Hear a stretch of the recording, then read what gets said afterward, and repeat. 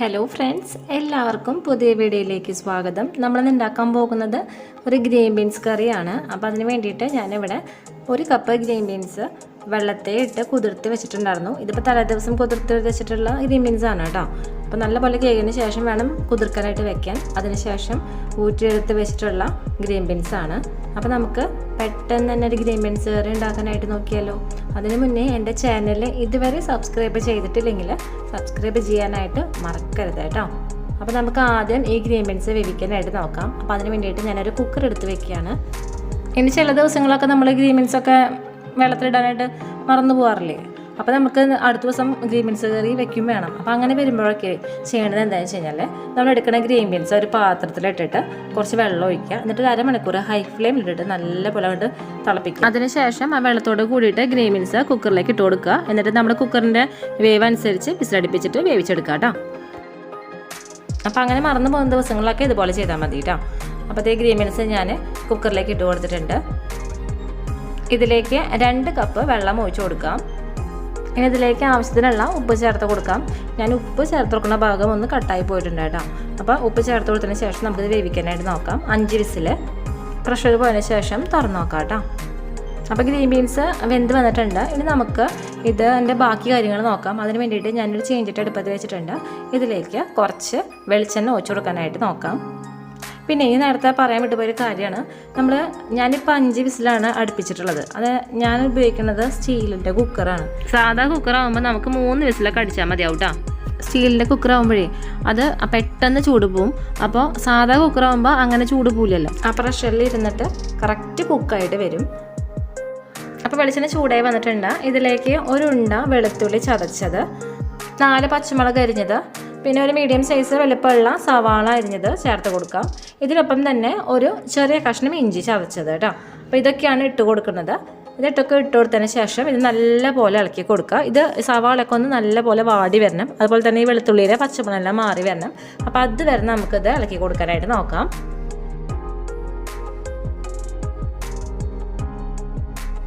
ഇതിലേക്ക് കുറച്ച് കറിവേപ്പിലയും കൂടി നമുക്ക് ചേർത്ത് കൊടുക്കാനായിട്ട് നോക്കാം.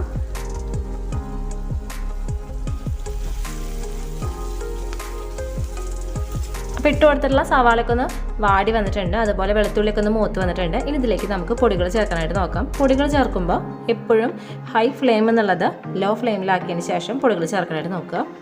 1/2 ടീസ്പൂൺ മഞ്ഞൾപ്പൊടി, 1 ടേബിൾ സ്പൂൺ മല്ലിപ്പൊടി, 1 ടേബിൾ സ്പൂൺ മുളക് പൊടി, 1 ടീസ്പൂൺ ഗരം മസാലപ്പൊടി. ഇതൊക്കെയാണ് ഞാൻ ചേർത്ത് കൊടുത്തിട്ടുള്ളത്. എന്നിട്ട് ഇത് നല്ലപോലെ ഇളക്കി കൊടുക്കാം. ഇട്ട് കൊടുത്തിട്ടുള്ള പൊടികളെല്ലാം നല്ലപോലെ മൂത്ത് വരണം. അപ്പോൾ അതുവരെ നമുക്ക് കണ്ടിന്യൂസ്ലി ഇത് ഇളക്കി കൊടുക്കാനായിട്ട് നോക്കാം കേട്ടോ.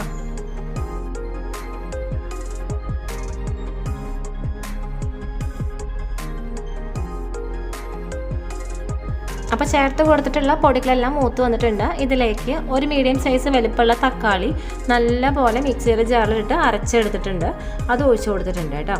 അപ്പോൾ അത് ഒഴിച്ചു കൊടുത്തതിന് ശേഷം നമുക്കിത് കണ്ടിന്യൂസ്ലി വീണ്ടും നല്ലപോലെ ഇളക്കി കൊടുക്കാം. ആ തക്കാളിക്ക് ഒരു പച്ചമണം ഉണ്ടാവില്ലേ, അതൊന്ന് മാറി വരണം. അപ്പോൾ അത് വരെ നമുക്കിത് ഇളക്കി കൊടുക്കാനായിട്ട് നോക്കാം.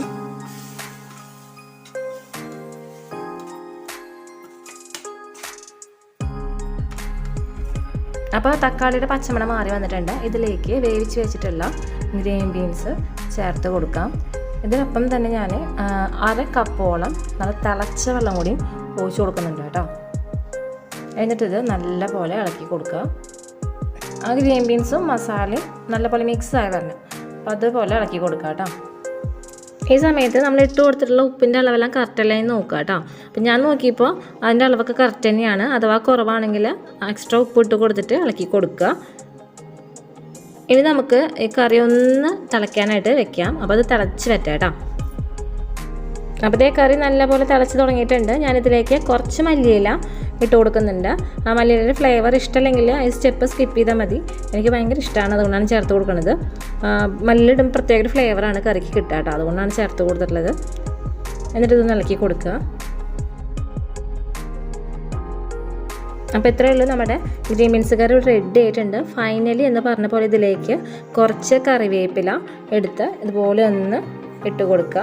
അതിനുശേഷം കുറച്ച് പച്ച വെളിച്ചെണ്ണ ഇതിലേക്ക് ഒഴിച്ചു കൊടുക്കാനായിട്ട് നോക്കുക. അതിനുശേഷം കറി ഒന്ന് ഇളക്കി കൊടുക്കുക. അപ്പോൾ ഇത്രയേ ഉള്ളൂ, നമ്മുടെ ഗ്രീൻ ബീൻസ് കറി ഇവിടെ റെഡി ആയിട്ടുണ്ട്.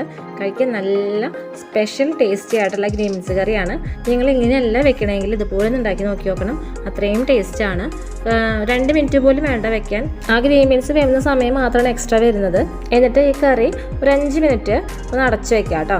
അപ്പോൾ ആ ഫ്ലേവർ, ആ വെളിച്ചെണ്ണയും ആ വേപ്പിലയും ഫ്ലേവർ നമ്മുടെ കറിയിൽ മൊത്തം ആകെ സ്പ്രെഡ് ആകാൻ വേണ്ടിയിട്ടാണ് ഇങ്ങനെ ചെയ്യുന്നത്. അപ്പോൾ 5 മിനിറ്റ് കഴിഞ്ഞിട്ടുണ്ട്, ഞാൻ തുറന്ന് നോക്കുകയാണ്. അവിടെ തുറക്കുമ്പോൾ നല്ലൊരു സ്മെല്ലാണ് വരുന്നത്. അപ്പോൾ എല്ലാവരും ഉണ്ടാക്കി നോക്കി നോക്കണം. കഴിക്കാൻ നല്ല ടേസ്റ്റി ആയിട്ടുള്ള ഒരു സ്പെഷ്യൽ ടേസ്റ്റി ആയിട്ടുള്ള കറിയാണ്. അപ്പോൾ നിങ്ങൾ ഇങ്ങനെയെല്ലാം ഉണ്ടാക്കുന്നെങ്കിൽ ഇതുപോലെ ഒന്ന് ഉണ്ടാക്കി നോക്കി നോക്കണം കേട്ടോ. അത്രയും ടേസ്റ്റി ആയിട്ടുള്ള റെസിപ്പിയാണ്.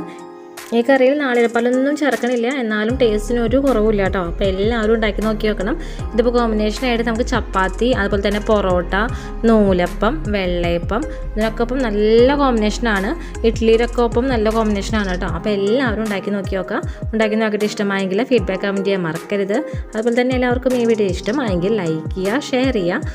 അതുപോലെ സബ്സ്ക്രൈബ് ബട്ടനടുത്തുള്ള ബെല്ലൈക്കനെ ക്ലിക്ക് ചെയ്യാൻ മറക്കരുത്. അപ്പോൾ വരുന്ന ഓൾ ബട്ടണിൽ ക്ലിക്ക് ചെയ്യുകയാണെങ്കിൽ ഞാനിടുന്ന പുതിയ വീഡിയോസിൻ്റെ നോട്ടിഫിക്കേഷൻസ് എല്ലാം ഞങ്ങൾക്ക് കിട്ടുന്നതായിരിക്കും കേട്ടോ. അപ്പോൾ എല്ലാവർക്കും ഈ വീഡിയോ ഇഷ്ടമായെന്ന് വിശ്വസിക്കുന്നു. അപ്പോൾ എല്ലാവർക്കും പുതിയൊരു വീഡിയോ വരുന്നവരെ നന്ദി, നമസ്കാരം.